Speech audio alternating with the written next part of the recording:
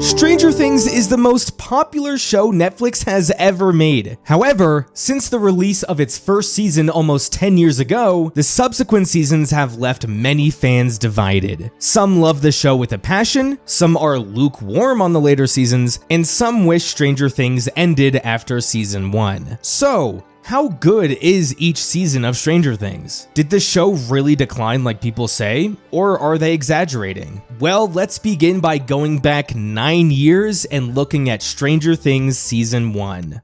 Season 1 of Stranger Things is a masterclass in serialized storytelling. And I'm not just saying this because I'm nostalgic for 2016 television. To provide context, and I'll be honest with you guys, up until a month ago, I had never seen Stranger Things. It was in preparation for this video that I decided to binge the entire series for the first time. So watching Season 1 for the first time in October of 2025, I can still say this season is a masterpiece. I think my perspective is quite unique in the sense that I don't have this attachment over what I love the most about Stranger Things. I've done my fair share of research these past few weeks, and I can say for certain a significant portion of viewers feel that the popularity of the show ended up derailing it in plenty of ways. They look back at the simplicity of season 1 and wish the show stuck with that. That's totally fair, but I don't have such a strong attachment to the show, so I don't long for the days when Stranger Things was simple. The reason I love this season so much is not because things were simple back then or because this was before the show was popular. I love it because it is a storytelling and pacing masterpiece. The first aspect of this season I want to dive into is something that is applicable to the entire series, but since season 1 introduced it, I want to discuss it here, and that's the setting. The show taking place in the 80s is so important to the identity of the show. I think we all realize this. But why are people so nostalgic for the 80s? Sure, you could say that people are simply just fond of their youth, and that's why the older generation loves this show so much. But let's be real, a significant portion of the viewership for this show are people who were not alive in the 80s. I was born in the late 90s. The 80s were before my time. So what captivates people like me so much? Well, Stranger Things is anchored in the dynamics between the characters. It doesn't matter that the show is set in a previous decade. We can all relate to the characters despite them going to different dimensions. Stranger Things, at least in season 1, put the dynamics of the characters before everything. Sure, I have never played D&D before, but I've spent countless hours in the late night playing video games with my buddies. Different experience, but the same feeling. The same could be applied to the teenagers and the adults as well. The era only exists to enhance the story. We can spend hours talking about the copious amounts of pop culture references. We can talk about the excellent soundtrack of this show and how it evokes the music of that decade. We can talk about how the atmosphere that is created mirrors so much horror from the 80s. This is all true, but it's the dynamics between the characters that grounds the nostalgia. That is why this first season in particular was so successful. But Stranger Things doesn't just rely on nostalgia. It certainly capitalizes off of it, but it's not reliant on it. So nostalgia certainly draws in the viewers, but what really allows season 1 to shine is the pacing and the storytelling. If you've noticed, I've used a handful of footage from 1980s America throughout this video. The reason I've had such high quality footage of the 80s is because of Storyblocks,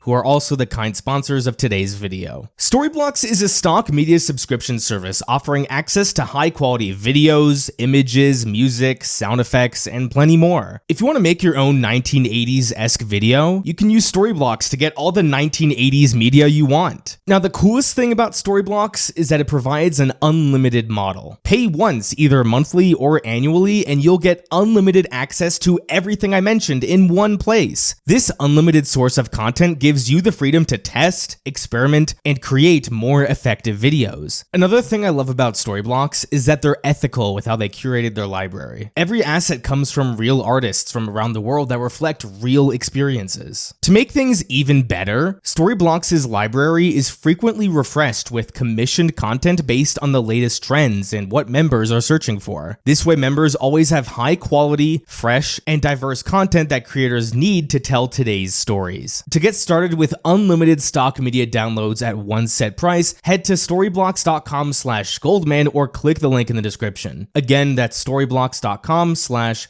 Goldman. Thank you so much to Storyblocks for sponsoring this video. I love to say that with great storytelling, everything perfectly connects together to form the whole narrative. Nothing feels out of place, nothing feels unearned, everything connects to build this perfect structure. Stranger Things is a show that involves over a dozen main characters and multiple storylines. It is also a mystery that involves supernatural and horror elements. This is a show that has a cast of adults, teenagers, and kids. Yet, Season 1 manages to balance this all perfectly. Let's begin with momentum. I can't emphasize enough how important it is that your stories have momentum. Within the first 10 minutes of the show, we see that a monster starts attacking people inside some secret lab, and then presumably that same monster escapes and kidnaps a little kid. Not only that, but the kid seemingly disappeared from thin air. Will Byers has disappeared, and this will be the plot of the entire season. What happened to Will, and how will our characters save him? This sounds basic, but you'd be surprised how many stories seem to just meander for so long. Instead of giving us something actionable, we just sit around wondering how what we're watching is going to become relevant. I'll elaborate on this much more with the future seasons, but season 1 is not like that. Right away, we know what the season will be about. Shortly afterwards, we are introduced to what are the 3 main storylines. We have the storyline with the kids, the teenagers, and the adults. Now, Stranger Things Season 1 is a mystery through and through. These storylines work perfectly in tandem with each other to unravel this mystery. I want to spend the rest of this section going through each of these 3 storylines. I'll discuss how each one has their own inciting incident, how they provide momentum to the story, how they each unravel said mystery, and also how each one provides value to the other storylines and so on. Let's begin with the kids. The kids are front and center initially because they were the ones last with Will before he disappeared. So afterwards, Mike, Lucas, and Dustin are upset, so they go looking for him. The writers of Stranger Things do such a great job at balancing proactive kids and making them not annoying. Because how many times have we seen kids try their best to help only for them to make things worse? The last thing the writers want to do is make these kids annoying because they're so critical to the story. But each time they wander off, sure they get in trouble, but they're actually contributing towards the mystery. So the first thing that happens is that the kids find 11. This is the inciting incident within this storyline. The girl that escaped from the same lab magically showed up, and she also has superpowers. Boom, we are invested. What is her backstory? Why does she have powers? How does she relate to the disappearance of Will? This keeps us engaged in this storyline. One of the strongest aspects of season 1 is the novelty of this world. We know almost nothing at this point, and more importantly, the characters know almost nothing. The season slowly but surely reveals information to us, and that may be via the kids, or it's through the teenagers and the adults. With the kids, first we learn there's a little girl with superpowers. This same girl also tries to explain to the kids what the upside down is. Now, since we have no clue what this is, it's a little hard to understand at first, but it's also hard to understand for the characters, so therefore we're put in their shoes. Eventually they conclude that there must be some sort of gate. After talking with the science teacher, they learn the gate has a strong magnetic field. Dustin, who's quite resourceful, puts 2 and 2 together that a compass should lead them to the gate. So we're starting to learn some things here that are important to the mystery, and these things are also reinforced by the other storylines. We've seen this weird looking portal from inside the lab. We can conclude through what the kids are talking about that this is likely the gate. Eventually we learn 11 has been lying because she is scared to go back to the lab. This has been reinforced by Hopper discovering the lab is covering up Will's death. That and the fact that we saw them kill that one man in the beginning. The writers trust us to put things together from each storyline to draw conclusions. We don't just think that the people from the lab are bad because 11 says so. We have overwhelming evidence from each storyline. Now, while all this is happening, while each storyline is unraveling the mystery, it's important to emphasize how the dynamics within each group are interesting and captivating on their own. Sure, a little girl with superpowers is interesting, but what's also fun to watch is a group of nerdy boys stumbling across a girl they find cute. That is rich with narrative potential. How about taking nerdy boys who get bullied and then using the girl with superpowers to fight back against the bullies? That is rich with narrative potential. The writers understood what makes for good television. Yes, you can have excellent writing and excellent characters, but sometimes concepts alone can go a long way into helping a story. Seeing a group of nerdy boys and one girl with superpowers is a fun concept. So this story does a great job at unraveling the mystery, it does a great job at simply being interesting, but another thing it does is have relevant side stories. Remember, Stranger Things Season 1 doesn't waste any time. With the kids, getting bullied is a side story. Does being bullied affect the search for Will? No, not at all. Is seeing Eleven go after the bully satisfying? Yes, but that's not enough. Eleven, after disappearing, decides to come back and save the rest of the kids. This is the climax of a mini arc for her, so it progresses the characters. It's also important for the plot because Hopper is there when the kid says he was attacked by a girl with magical powers. Hopper has heard about this previously. Because he learns this girl is with the kids, this is now the bridge that connects the storylines together at the end of the season. A weaker way to tell this story would be to have the bully storyline solely serve progressing the characters. That's what the later seasons do a lot. But here the writers use this seemingly irrelevant storyline to progress the plot as well. They use it to tie this storyline to the other storylines. That is simply genius writing. Everything matters, and everything connects in a way that feels natural. This is what Season 1 does so well. Now, I mentioned how Eleven had a bit of a character arc, but so does the rest of the group. Lucas at first is very untrustworthy of Eleven, and he rightfully should be. He kind of goes off on Eleven, and this leads to the group splitting up. There's some talk about forgiving, but it doesn't go anywhere. The end of episode 6 and the beginning of episode 7 is an excellent mini story for the kids. The kids are split up, but Eleven is back with Mike and Dustin. Lucas, who decides to go investigate the lab by himself, sees that all the trucks are leaving and that they're going after Eleven. Lucas proceeds to warn the rest of the group, which gives them the time to escape. Eleven has the badass moment where she flips over the truck, and eventually they reunite with Lucas, they all forgive each other, and they decide together they're going to go storm the lab. This is just beautiful writing. You gave the characters an arc, you gave them a badass action sequence, you progressed the overall plot of the season, and you ended this little story with momentum with the kids organizing another plan. This is excellent writing. It includes every element of good storytelling. Now, before we discuss how the season wraps up, let's transition to the teenagers.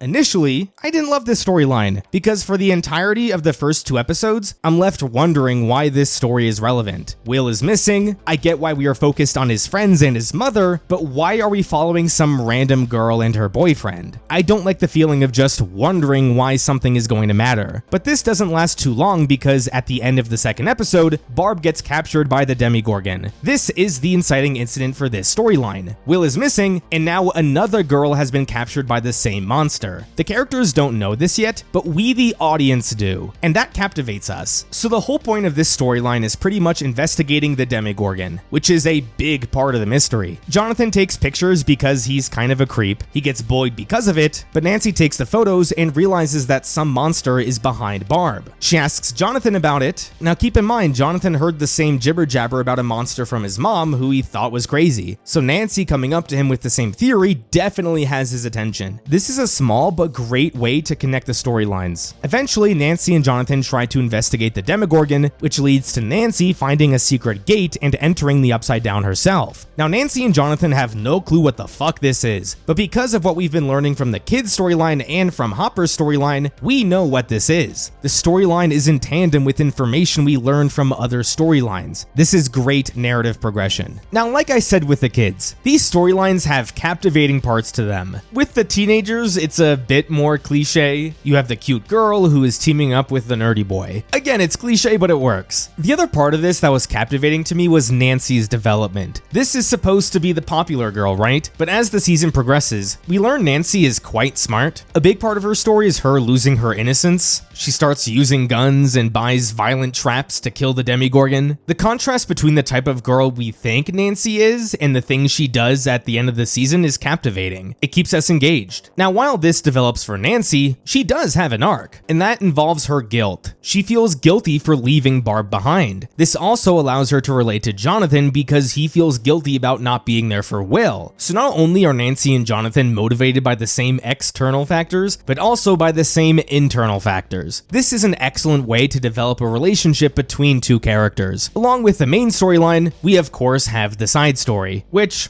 funny enough, is also a bullying storyline. Steve and these other random kids bully poor Jonathan. Now what this arc really does is serve Steve, because it's not until the last episode where he becomes relevant towards the plot, when he helps fight the Demogorgon. But throughout the season, he has an arc where he goes from being this bully tough guy to being a nice guy with a heart of gold. He wants to apologize to Nancy, and we appreciate that, even though he did something pretty bad. And then there's also something about him working together with Jonathan to help save the day in the end that we also like. Now just like with the bullying storyline with the kids, this storyline also progresses the plot. As I mentioned before, Steve bullying Jonathan led to Nancy finding the pictures. This was definitely important towards unraveling the mystery. But later in the season, Steve and Jonathan fight, which leads to Jonathan's arrest. The cops question him about why he has a bunch of shady shit in the car, which leads to him telling the truth to Hopper and Joyce. And this connects the two storylines together. Just like with the kids, the writers use the teenage storyline to progress every important element of the story. This is another example of great writing.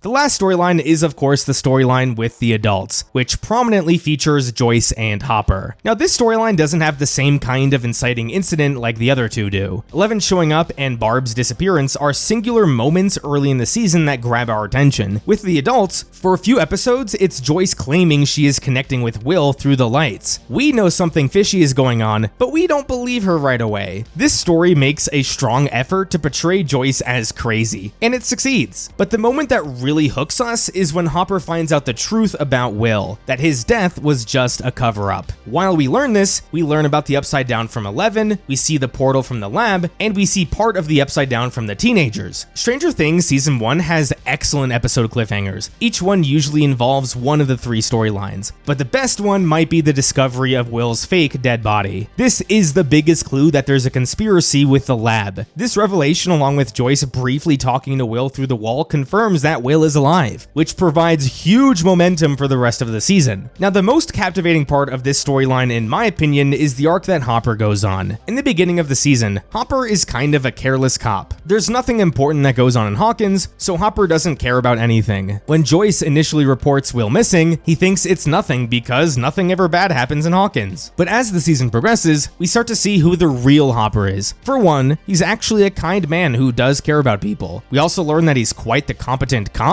He does a good job at investigating the truth behind Will's disappearance, but most importantly, again, we learn that he once lost his daughter. This provides so much context for why he's motivated to find Will. It's not just because he's a cop. He doesn't want Joyce to lose her child the same way he once lost his. It's a great story that keeps us invested in the well-being of Hopper. While we learn all of this, of course, the mystery continues to unravel. We learn about the lab and that they're covering shit up. We also learn that Will for sure is alive. We just don't understand how he got there. This is when all the pieces start to come together. Hopper learns from the teens about the Demogorgon and the portal, then from the bullying he learns about Eleven and her involvement with the kids, which leads to them all coming together in the end. The ending of the season is so satisfying because seeing each group share what they learned with each other feels like all the puzzle pieces coming together. Throughout the season, I found it mildly frustrating that Nancy and Mike both knew so much, but they didn't know the other person knew, so they never talked about it. But of course, if they just talked, so much progress would have been made. But this happens in the last episode. Now this all leads to the end of the season, the final battle to find Will. What I love so much about this ending is that despite being separated yet again, each group contributes to the final fight. Hopper and Joyce, of course, lead the effort to go into the Upside Down to save Will. Nancy and Jonathan decide to try and kill the Demogorgon. Now this doesn't work, but they do manage to injure the Demogorgon, which helps Hopper track it to the school. The kids, mainly Eleven, not only distract the Demogorgon, but also kills it. There's a multifaceted climax to the season that involves every group. It even involves Steve, who wasn't involved before. So the ending was great. Will was saved, and there are a few teases for season 2. Season 1 is the best season of the entire show,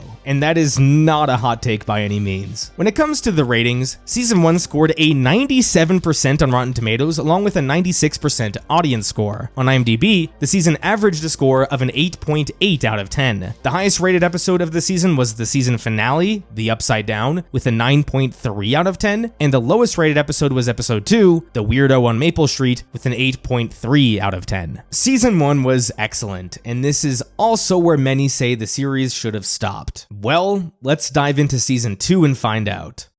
Season 2 I found to be a significant downgrade from Season 1. The common consensus seems to be that Season 2 was a step down, but I'm surprised how much slack people seem to cut this season. Now, this is not an offensive season of television or anything. I would just consider it to be a subpar season of TV, especially compared to the masterpiece of Season 1. What did I say was the strength of Season 1? It was that everything had purpose. Each of the 3 storylines unraveled the mystery, each one developed its characters, and each one progressed the plot. I was also a huge fan of how each storyline intertwined with each other in a natural way. Season 2 is just devoid of that in so many ways. After doing some research, Season 2 surprisingly came out relatively soon after Season 1, at least compared to modern day streaming. It came out roughly a year later. Since Season 1 was designed to be a standalone story, it's really noticeable here in Season 2 because the story meanders a lot. This is not a focused season of television, and that's probably because the Duffer brothers had much less time to write it. Right off the bat, things are different. Season 1 right away began with a hook. Will is captured. What captured him? Season 2 takes a while before the plot really starts moving forward. I would argue it's not until the end of episode 3 when the Mind Flayer enters Will where the inciting incident happens. That's a third of the way into the season. Before that, there's just a lot of relationship building and character building. Not all of it is bad, most of it is actually quite good. I think we can all agree that the strength of the Duffer brothers is building characters and relationships. But where Season 1 masterfully builds characters while developing the plot, Season 2 seems like it could only do one at a time. And even some characters that are given significant screen time don't really develop. To make matters even worse, a lot of this development has zero influence on the plot. Now, unlike Season 1, there are not clear groups of characters that are split up into different storylines, but there are relationship dynamics that we can try to organize the season around. This seems to be the focus of the season anyway, developing new and old relationships. So let's go through each of these dynamics and discuss where things went well and where things went wrong. Dynamic number 1, Max, Lucas, and Mike. Max is the new character of the season. The reason for her existence is pretty obvious. Since 11 is separated from the group for 90% of the season, the writers need a new girl to fit in her place. So here comes Max, who is a lot cooler and fits in perfectly with the group. The Max and Billy stuff this season drove me mad. Not because either character was annoying by any means, but because neither character has any relevance towards the plot. I was waiting all season to understand why Max was necessary to this story. There were a lot of teases that I expected to be plot related, like when Billy and Max would vaguely allude to something in the past, but all that turned out to be was character development, most specifically set up for Season 3. And this is given a significant amount of screen time. It's not just like 1 or 2 scenes. An entire sequence is devoted to Billy's dad confronting him. So it's fair to critique it because it's a big part of the season. If you remove Max and Billy from the season, nothing changes. Billy only exists to be the new bully since Steve is a good guy now, and Max only exists to cause some tension within the group. When Max is introduced, her initial purpose is to form a love triangle with her, Dustin, and Lucas, and this is a driving force of the story for like the first 3 episodes. But eventually Max ends up choosing Lucas, and then that's it. Max or Lucas get no further development after they choose to be with each other. So again, sure, their characters were somewhat developed. There was a really powerful scene between the two when Max finally opens up to Lucas. But how does this impact the story? How does each character developing impact the narrative? Well, it doesn't. And that's the fundamental difference between the writing of Season 1 and Season 2. Now you may ask why I included Mike into this section. Well, because Mike's entire story this season revolves around his frustration with Max. I felt like Mike was the main character in Season 1, and here he's reduced to being an angry, edgy 12-year-old. So Mike clearly misses 11. This is why he struggles to accept Max into the group. He's the only one that's beefing with her, and him being a dick is most of this screen time. There's a handful of moments where Max tries to talk to Mike, but Mike continues to shut her down. Now, I could be on board with this. Mike going on an arc where he has to learn to accept other people and not center his world around 11 is a good arc, but this doesn't happen. Mike never apologizes to Max for how he treated her. 11 just shows up in the end and Mike is happy. What you'll start to notice is that Season 2 rehashes a lot of story elements from season 1, except in a much less satisfying way. Both season 1 and 2 involve Lucas and Mike beefing over a girl. Season 1 shows Lucas frustrated over Eleven being in the group, and season 2 shows Mike being frustrated over Max being in the group. The big difference, however, is that Lucas had the opportunity to apologize to Eleven for how he treated her. It was a great scene and it was a turning point for the group. Mike is not given that same opportunity. Once Eleven shows up, I don't think Mike ever talks to Max again for the rest of the season. In fact, I think the last scene they share together is Mike reiterating that Max still doesn't belong in the group. So Max solely existed to provide some tension in Lucas's and Mike's stories. The only real moment Mike gets to shine in the season is when he figures out that Will is a spy for the Mind Flayer, and then suggests bringing Will to an undisclosed location. That was smart of Mike, but that's all he gets. So this is why Max, Lucas, and Mike were pretty disappointing this season.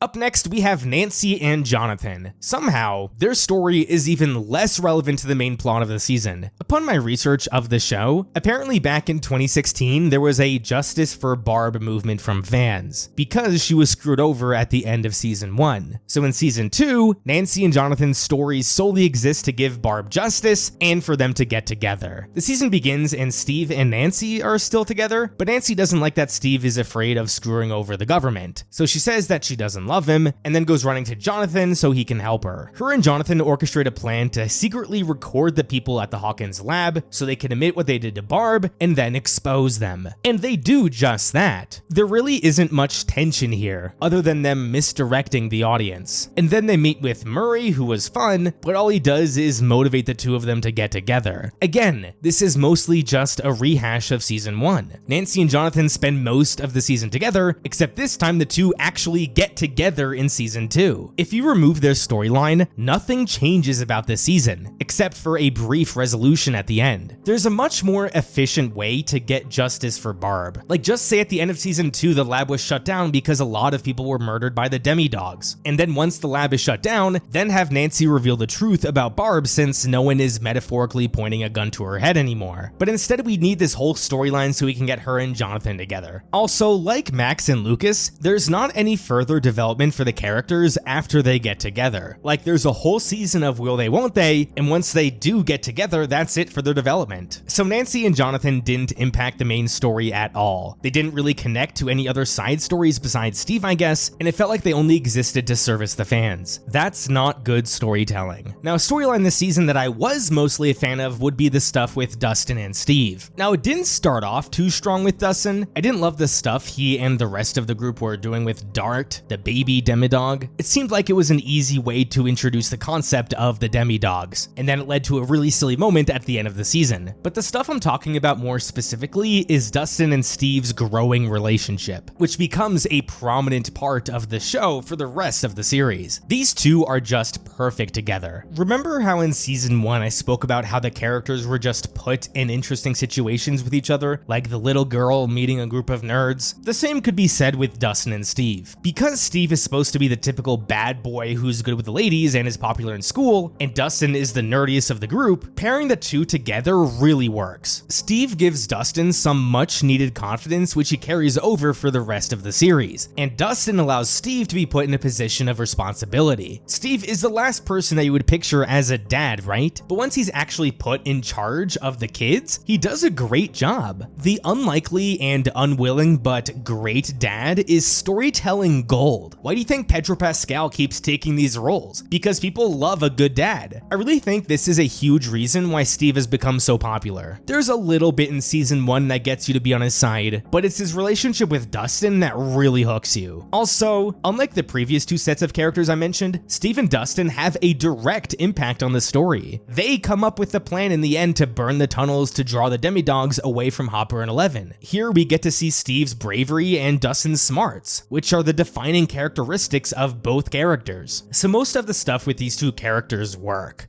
Up next, we have 11 and Hopper. I'm the most conflicted about the story between these two characters this season. With the exception of one episode, the character development between these two is excellent. Pairing 11 and Hopper together is narrative genius. It makes perfect sense that these two would draw closer to each other. And it also makes perfect sense that conflict would arise between the two. Hopper had a daughter that he lost, so 11 kind of serves as his daughter's replacement. And 11 had a strong but complicated relationship with Dr. Brenner. Hopper can be the father that 11 needs. But again, given both of the characters' backstories, it makes perfect sense that conflict would arise. 11 has been locked up her whole life. Hopper keeping her locked up is not going to sit well with her. This is why Hopper breaking his promise hurts 11 so much. On the other hand, Hopper previously lost his daughter. He's going to be extra protective of 11 given he sees 11 as his second chance. So he's likely going to lie at some points to try to keep 11 safe. This is what good storytelling is, understanding your characters and then putting them in situations where conflict naturally arises. Eventually 11 wanders off, kind of learns the importance of being a good person, and then goes back to Hawkins where she can help Hopper. The two in the end lead the effort to close the gate. So the ending is a great culmination of their story. Where I feel conflicted about their stories this season is of course with its relevance towards the plot. Throughout most of the season, the bickering and conflict between these two has no bearing on the plot. It's not like 11 secretly being in hiding is causing the Mind Flayer to attack or something. And then when 11 wanders off both times, neither time does it impact the plot either. The second time it happens, Hopper doesn't even notice she was gone. 11 wanders off to Chicago and back, and Hopper never notices. A better way to execute this story would be if while 11 was gone, Hopper had a change of heart and decided to let 11 see everyone again. Maybe he also realizes she can save everyone and close the portal. But when he goes back, she's not there. So now he's put in a difficult situation. Does he help the rest of the group who are actively dealing with a crisis, or does he try to find 11? Also, Hopper's overprotectiveness of 11 would have a direct impact on the plot. 11 left because of Hopper, and now she's not there to save the day. Little changes like that enhance the season. But overall, I do love what they did with these two characters. Episode 7 notwithstanding. I had a whole mini essay ready diving into why this episode was terrible, but apparently the hatred of this episode is a nearly universally shared opinion fans have, so I don't need to rehash everyone else's points too much. The episode grinds the pacing of the season to a halt, and none of this leads anywhere because we never see Kali again.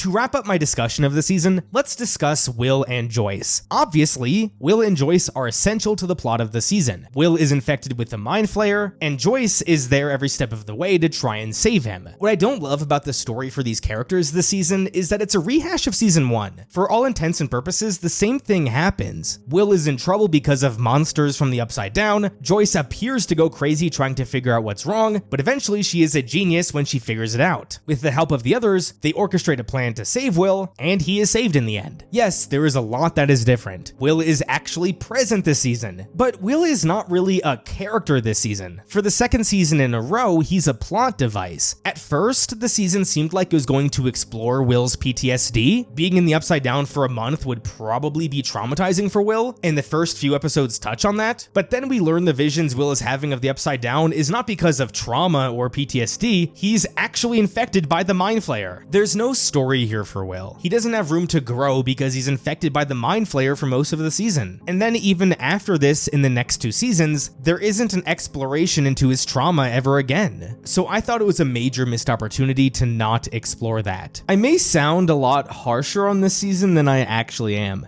There is still a lot to love about season 2. The action sequences for the most part are excellent. I loved the whole escape from the lab sequence. That was brilliantly written and directed. Bob was also a great addition to the cast. May he rest in peace. My disappointment lies with the characters, and to me that is the most important part of any story. Therefore, Season 2 was a letdown. When it comes to the ratings, Season 2 scored a 94% on Rotten Tomatoes along with a 90% audience score. On IMDb, the season averaged a score of an 8.4 out of 10. The highest rated episode of the season was the season finale, The Gate, with a 9.3 out of 10, and the lowest rated episode, to no surprise, was episode 7, The Lost Sister, with a 6.1 out of 10. Let's now move on to Season 3.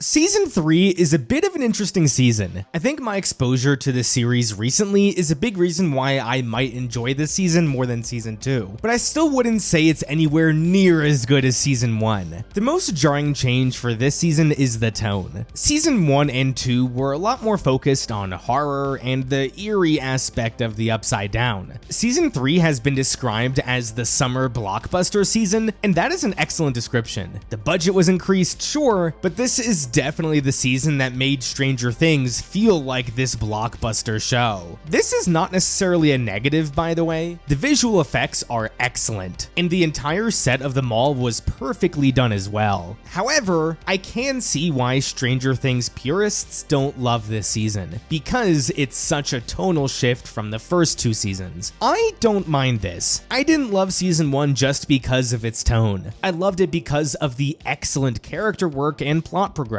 Season 3 is also way over the top in certain ways. I get why many are frustrated with the idea of a secret Russian base being built under an Indiana mall. I'm just able to somewhat suspend my disbelief with this. Not completely, but somewhat. So the tonal shift and the over-the-top nature were not problems for me. With that being said, I still have a lot of criticisms of the season, and a lot of good things to say. My biggest criticism would probably be that the season is not a mystery at all. As we'll get into, there is close to no mystery. Everything is spelled out to the audience, and we spend most of the season following the characters as they figure shit out. This is not compelling to me, especially when the series is built on such a great mystery. Now, a lot of people have shared this complaint before, but one thing I don't see people talk about enough is how the characters stumble upon said mystery. With Season 1 and kind of with Season 2, there was a sense of urgency with the mystery. The characters had to figure shit out, and they didn't have much of a choice. Will was missing or Will was under attack. With Season 3, characters kind of just stumble upon something and want to investigate it. There's less urgency here because none of our characters are in any active danger. Something just interests them and they pursue it. Besides Billy, I guess. Furthermore, the two big plot lines of the season are pretty disconnected, that being the Russians and the Mind Flayer. The closest connection you get is that the Russians are accidentally enabling the Mind Flayer. It makes the plot of the season feel disconnected in a way Season 1's plot didn't. And lastly, there are a lot of plot lines this season that go nowhere. The story teases development for our main characters, and then it just isn't resolved or continued in any meaningful way. So these are the broader issues of the season, and I want to explore how each storyline reflects these issues. There are 4 main storylines this season. We got the main group of kids investigating Billy, we got Nancy and Jonathan doing their own thing as usual, we got the group at the mall investigating the Russians, and then we got the adults investigating the Russians as well. So let's begin with the main group.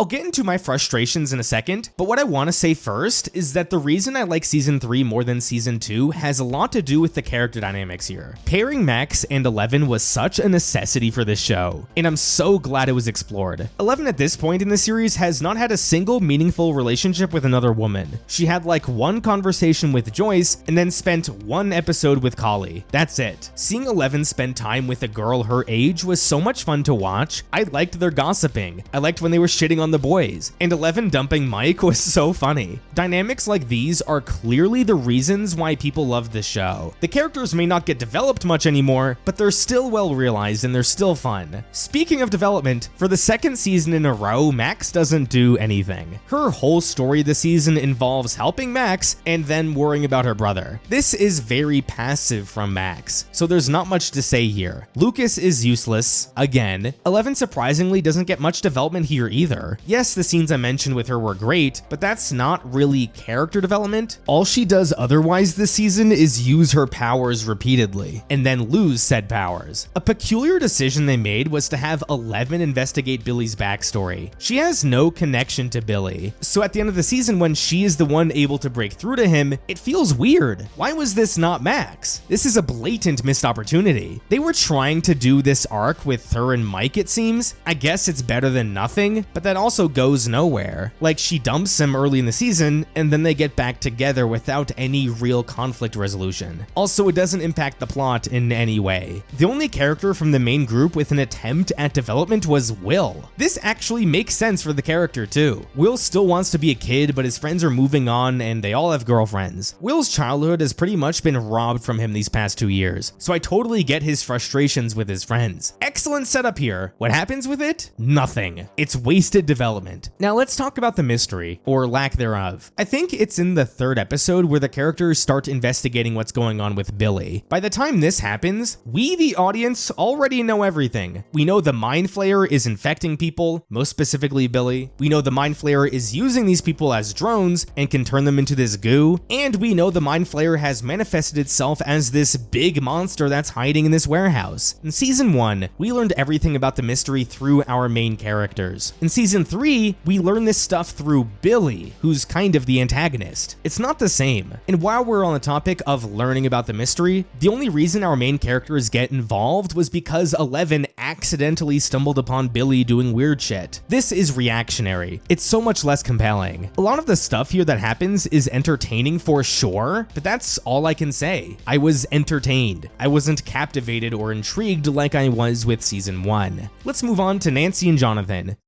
Now, these two have close to nothing to do. Since season 1, the writers have had no clue what to do with Jonathan specifically. I can't think of a single meaningful moment for Jonathan in seasons 2, 3, or 4. Like, he has sex with Nancy in season 2, way to go, buddy. He does nothing in season 3, and then in season 4, he has like one nice scene with his brother. But he's not developed in any way throughout these seasons. How does he change? Well, he doesn't. It seems like his entire existence is to be Nancy's sidekick. Speaking of Nancy, her story is another example of something going nowhere. So the writers set up that Nancy is an intern at the Hawkins newspaper, and the people there treat her like shit. There's a lot of potential there for Nancy to prove herself to these people. She doesn't need to prove herself to us, but I guess to these men she does. That's fair. But this goes nowhere because everyone at the Hawkins Post dies. They're all killed off by the Mind Flayer in the hospital. We repeatedly get scenes of her being disrespected, but we never get any payoff of those same people finally respecting her in the end. At least season 2 had the payoff of the lab being shut down, but there's nothing like that in season 3. Also, I'm starting to realize that Nancy too doesn't get development in any way either. From season 2 onward, she's just this badass investigator who is really good with guns. From season 2 to 4, she hasn't changed in any meaningful way. It's disappointing. With the mystery, it's the same thing here as it was with the main group. They learn shit the audience already knows, and then they meet up with the main group and they all work together. So this storyline also wasn't captivating. It was entertaining, but not captivating. Up next, we got the Mall Kids. This storyline is so funny to me because despite being so ridiculous and so over the top, it's still the best storyline. I'm not even talking about there being Russians underneath the mall. I'm talking about these kids becoming Cold War military-grade code breakers and then infiltrating and escaping a Russian base. That is so ridiculous. There was nothing remotely like this in the first 2 seasons. But again, despite the ridiculousness of this storyline, the character dynamics are excellent. It's no surprise to me Steve is the most beloved character. He's the only one who consistently gets development across all 4 seasons. Here, Steve is kind of a loser because he's not in high school anymore. Picking up girls is not the same when you're an adult with no direction in life, but eventually he meets Robin and has a crush on her. This is development because Steve is going after someone he actually likes rather than someone he thinks will make him popular. Now, I'm not someone who freaks out over coming out scenes, but the way Steve handled this was sincerely really sweet. He's like, "Oh, you're gay? Fine, let's be best friends then." It was so wholesome. I wouldn't say Steve and Dustin get any development together, but they're such an awesome pairing, so it continues to work. With the mystery, they're learning that there are Russians using a super laser to open a gate to the Upside Down. This is all shit we learn literally in the first scene of the season. The only part of it that we don't learn right away was that the Russians are actually in Hawkins, and that was a neat moment, but that's all we get. Everything else is them learning shit we already know, and then escaping. To add on to that, the only reason these characters are investigating this in the first place is because Dustin accidentally stumbled upon the Russian transmission. So again, another example of characters accidentally stumbling upon important shit. I have my faults with this storyline, but it is clearly the strongest of the season. The last storyline we got is with the adults. Now, the worst part about this storyline is that the season ruins Hopper's character. In season 1 and even in season 2, Hopper is a relatively level-headed person. Yes, he has his moments of anger, but for the most part, he is very good at his job and he's relatively emotionally stable. That was the point of his arc, right? He began season 1 as a mess, but by the end of season 2, he became an emotionally available father to 11. Season 3 regresses Hopper so much, he is immature, he is a drunk, and he bumbles and stumbles his way through the season. The writers turned his character into comedic relief, and that is honestly devastating to see. I know he doesn't die, and we'll talk about this more in season 4, but his death scene didn't hit as hard for me as it should have, mostly because of how they treated his character all season. I was seriously disappointed in his story. He essentially goes on the same arc that he went on in season 2, but it is much worse in every way. To move on to Joyce, she is another character where it feels like the writers don't know what to do with her anymore. In the first 2 seasons, Joyce went all detective mode because the life of her son was at stake. Here, she just sees falling magnets and all of a sudden becomes a conspiracy theorist. By the way, this is another example of a character accidentally stumbling upon the mystery. They also hinted that she is really struggling with the death of Bob from the previous season. I like that story beat for Joyce, but it goes nowhere, shocker. I guess it was a part of Joyce's reluctance to get with Hopper, but I wish it was more than that. Anyway, the mystery with this storyline is the same as the kids in the mall. They're investigating the Russians, but we already know what they're looking for, so there's no real mystery here. I do want to touch on 2 more things that are specific to this storyline. The first would be Alexei. I really liked him. He was wholesome and sweet. He was a great addition to the season, and his death was tragic. But with that being said, he's kind of fallen into a trope of this series, and that's the one season, really sweet character who dies. Season 2 had Bob, season 3 has Alexei, and season 4 has Eddie. This isn't a critique per se, but I don't love it when the only characters that die in a show are the characters that are new to that season. If a new character shows up in season 5, I'm just going to assume they're going to die. The other thing I want to mention is the stupid ass Terminator. Season 1 was so clever with its use of nostalgia. As I said before, the season did a great job at respecting its influences while putting a twist on it. Here, this dude is just a Russian Terminator. There's no twist. It's a small but noticeable example of the decline in the series. There just seems to be less effort when it comes to many aspects of the story, and here it would be with its references. Season 3 certainly has its flaws, and neither season 3 or 2 compare to season 1. But with that being said, I still liked season 3 more than season 2. With the ratings, season 3 scored an 89% on Rotten Tomatoes along with an 86% audience score. On IMDb, the season averaged a score of an 8.5 out of 10. The highest rated episode for the 3rd straight season was the season finale, The Battle of Starcourt, with a 9.2 out of 10, and the lowest rated episode was the season premiere, Susie Do You Copy, with a 7.8 out of 10. Let's now move on to the much more interesting season 4.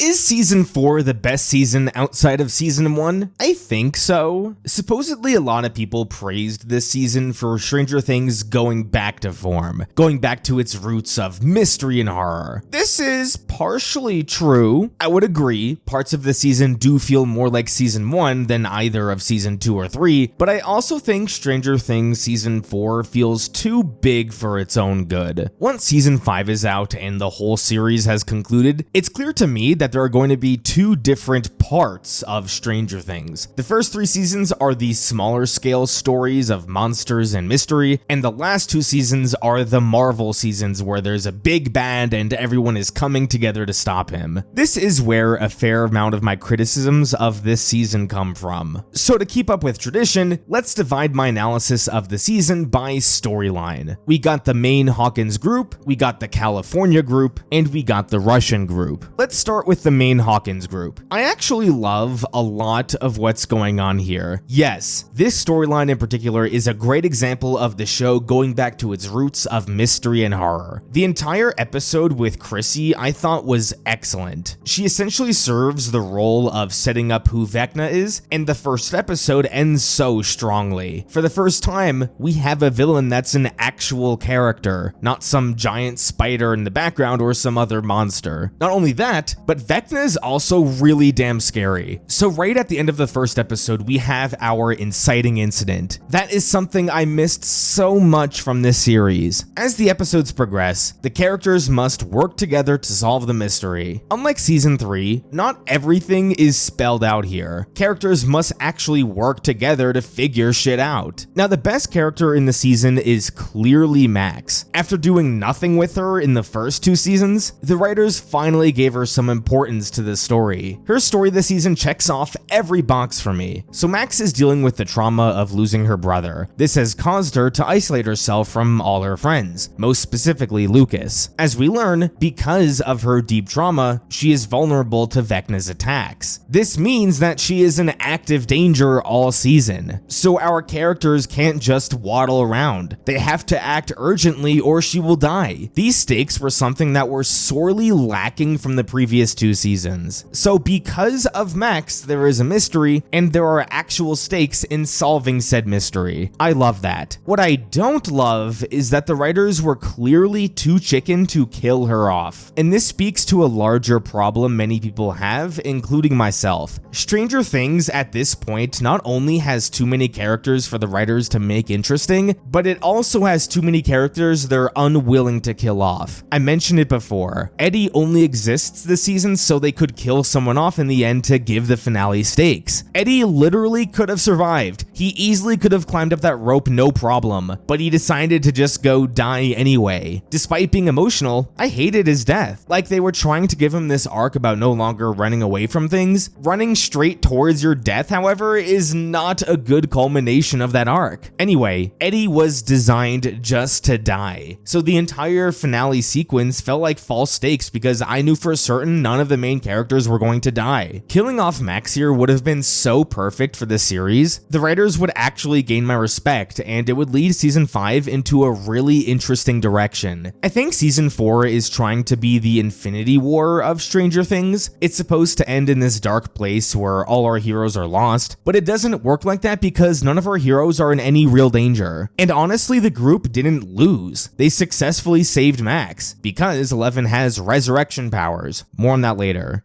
So with the rest of the Hawkins characters, some get more development than others, and some of the dynamics here are still great, but there are just too many characters and none of them besides Max get any serious development. Lucas kinda flirted with leaving the group for his basketball friends, but he bailed on them relatively quickly, so that didn't go anywhere. Dustin's relationship with Eddie was well done. I didn't hate it. Nancy is the same Nancy that she was in season 3. She is just a badass now, that is her entire character. For some reason, they turned Robin into this bumbling idiot. She was a relatively smart person in season 1, and here she acts all paranoid all the time. It was really strange. Steve continues to be great as always, but man, I hate it so much that they're teasing him and Nancy again. Sure, Steve has matured a lot from season 1 and even season 2, but this feels so forced. Like their relationship ended pretty amicably in season 2. They didn't have a single conversation with each other in season 3, and now in season 4, Steve is telling Nancy he wants to have 6 kids with her. It's just not set up properly, and I find it regressive to the characters. Also, I hated Jason so much. I didn't find his character interesting at all. I hated that his sole existence this season was to be an annoying obstacle. This is painfully obvious because he is killed off in a goofy way and then is never mentioned again. I just wish there was more of an attempt to give him depth if he was going to be this important this season. So overall, my opinions on this storyline are a little mixed.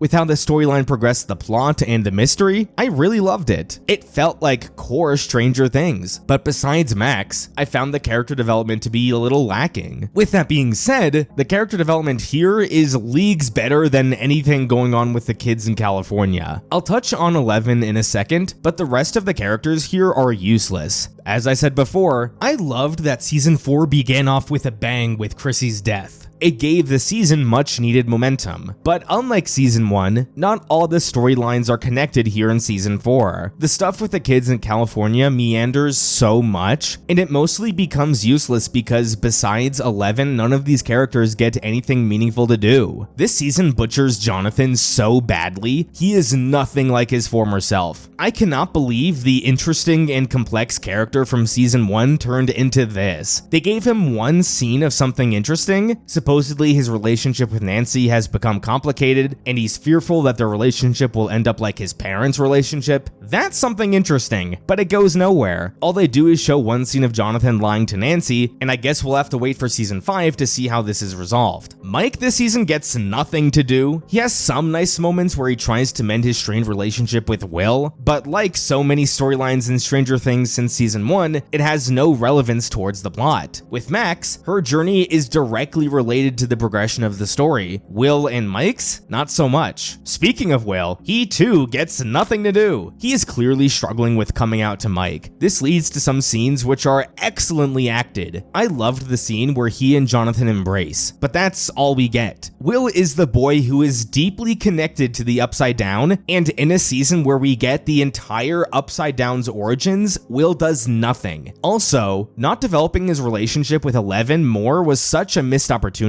These two are deeply connected to the Upside Down and both have some serious trauma, but despite living together, their relationship isn't given that much focus. There's a few scenes the two share, but that's it. With this California storyline, there are some cool moments, like the escape from the house was intense and it was well done, but none of it is really that important. We spent so much time on Eleven getting bullied, and all that led to was her arrest. Once she's in the hands of Dr. Brenner, the bullying stuff is never mentioned again, so it feels like such a waste of time. And with the boys, they spend so much time trying to find and save Eleven, only Eleven saves herself and the boys were lucky to stumble upon her. This storyline feels like it was the least thought out, which is a shame because it involves 3 of the main characters that have been here since season 1.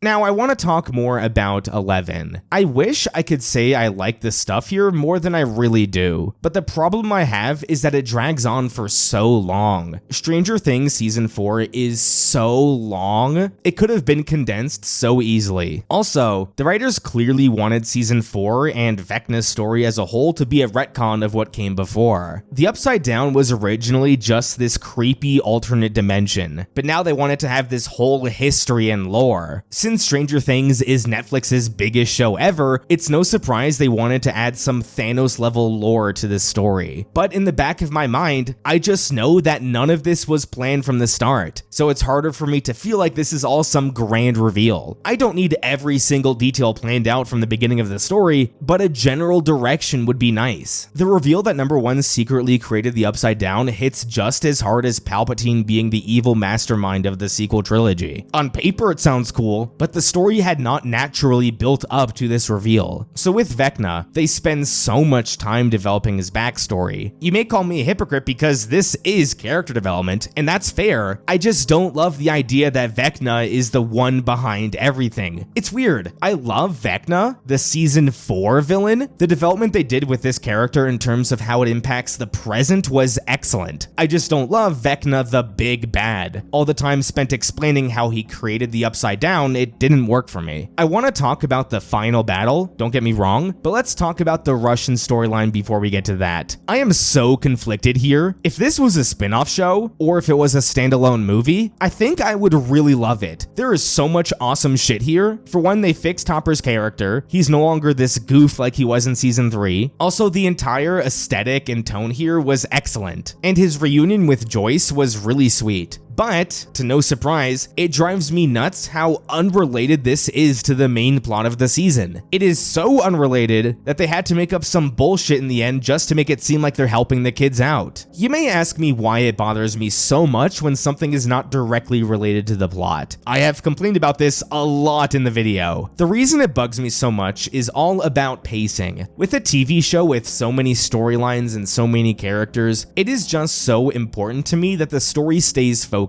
The writers are good at hooking me on the main mystery of these seasons. With season 4, I'm invested in the fight against Vecna, so to see them detour to the saving Hopper storyline feels like it's just pausing the season. The same could be said with all the time Eleven spent trying to regain her powers. I want the story to feel like it's not wasting my time. And with 11 in particular, sure, all of this stuff matters, it just drags on so long. And I feel like a lot of season 4 feels like that. So sure, I like a lot of what they did with Hopper, but it is so devoid from the main story, it's maddening.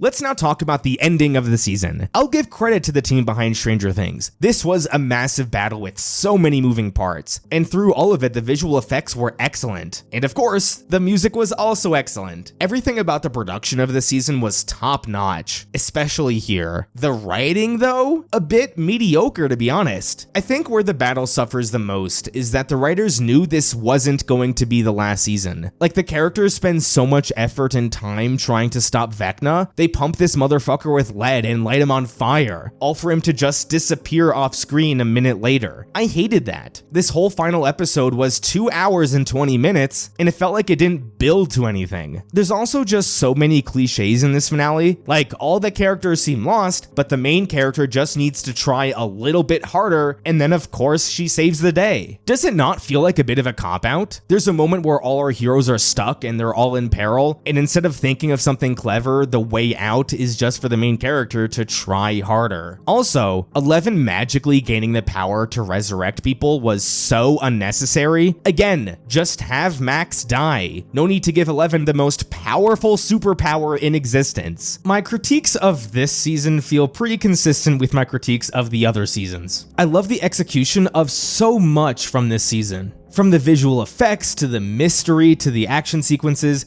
it was all stellar. Now, while the writing is certainly better here than it was in seasons 2 or 3, it still doesn't compare to season 1. With season 4's ratings, it scored an 88% on Rotten Tomatoes along with an 89% audience score. On IMDb, the season averaged a score of an 8.7 out of 10. The highest rated episode was episode 7, The Massacre at Hawkins Lab, with a 9.6 out of 10, and the lowest rated episode was the season premiere, The Hellfire Club, with an 8.1 out of 10. If we were to rank the 4 seasons according to IMDb, season 1 is the strongest season, and season 2 is the weakest season.